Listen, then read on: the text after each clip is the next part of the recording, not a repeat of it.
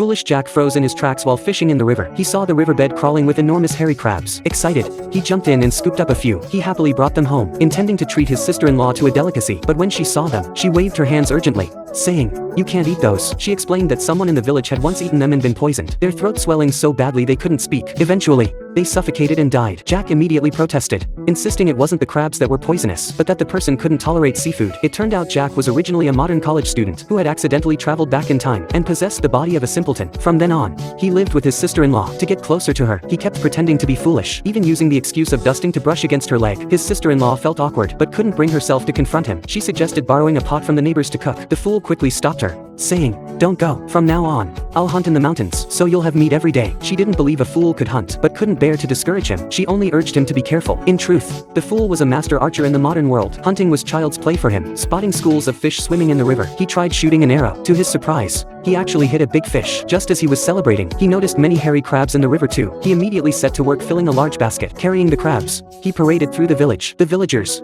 however, were horrified, shouting that eating these creatures would poison them. Jack remained calm, thinking these were prized delicacies in the modern world. Suddenly, a villager rushed over, saying the village bully had set his sights on his sister-in-law. Jack hurried home at once. It turned out his sister-in-law had sought the bully's help earlier, and he'd made outrageous demands. Fortunately, Jack arrived just in time to prevent her from being bullied. Jack's hand was injured in the struggle. His sister-in-law, heartbroken, made her final arrangements. She told him that if she were gone, he must live well. Then she brought out a bowl of guanine soil, saying she'd saved it for half a year. She urged him to eat it first to fill his stomach. Jack pushed the bowl away. He said eating soil would cause indigestion and bloating. He pulled out the crabs he'd caught and declared, "This is what you can eat." His sister-in-law warned him these were poisonous. She'd seen someone in the village eat them. Their throats swelled shut, and they suffocated. Jack thought to himself, that was an allergic reaction. We won't be poisoned. He insisted he'd eaten them before. His sister-in-law doubted his claim. He cooked the crab himself, even taking a bite first to prove it safe. Seeing him eat so heartily, she couldn't help but swallow hard. Still worried, she asked if he felt unwell. Jack waved her off, urging her to eat. She plucked up the courage to break off a crab leg. After tasting it, tears streamed down her face. Seeing her enjoy it so much, he seized the moment to propose marrying her as his wife. Her face flushed crimson at the suggestion. That night,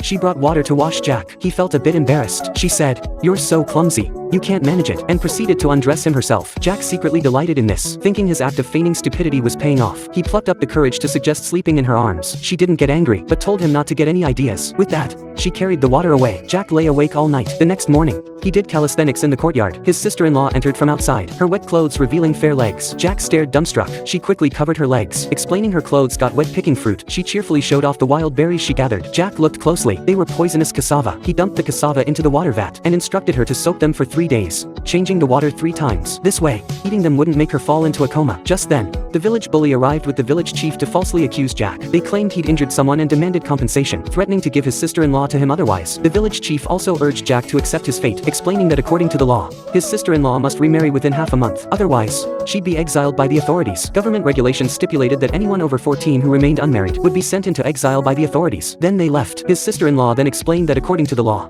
if she didn't remarry, her parents would be held jointly liable for 5 years of taxes. She told Jack to remember, if the authorities assigned him a wife, he should live well with her. She feared she was destined to marry this man. Jack seized the moment to declare he would marry her, but she was deeply troubled. Marrying her brother-in-law was improper, and she dreaded the villagers' gossip. Jack declared he cared not for others' opinions. His heart set firmly on her. Moved, she said she needed time to think. Jack then excused himself to go hunting, leaving her alone with her thoughts. He had barely bagged a rabbit when villagers rushed back with news. The village bully had come with men to seize her. They demanded she face the deadline. If she found no husband today, she must go with these officials. The village chief feigned concern. This isn't bullying. Your sister-in-law has genuinely exceeded the marriage deadline. At the critical moment, Jack charged back, shielding his sister-in-law behind him. The bully threatened, "Refuse to go with the officials, and we'll sell you to a brothel." The crowd began mocking her. She'd probably survive on scraps in a whorehouse. They hurled insults, calling her a slutty fox. "We've had it with her for ages." As they tried to drag her away, Jack roared, "What do you think you're doing?" The bully sneered, "You fool, you're courting trouble with the authorities." But Jack declared, "Who says she has no husband? I am her husband." The crowd froze in shock. No one could believe this revelation.